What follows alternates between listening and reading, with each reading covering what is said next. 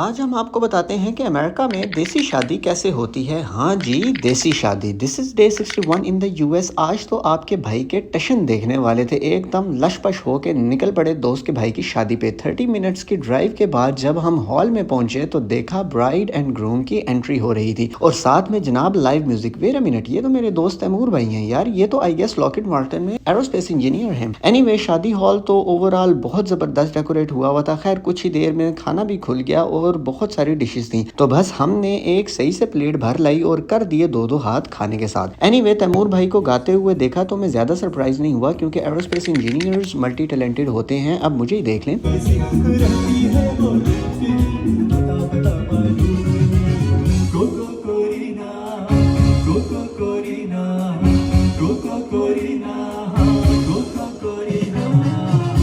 And پہ اپنے school کے بوائز کے ساتھ کائنڈ آف ری یونین بھی ہو گیا اور کچھ پکچرز بھی لے لیں۔ تو بس ملتے ہیں انشاءاللہ نیکسٹ ویڈیو میں۔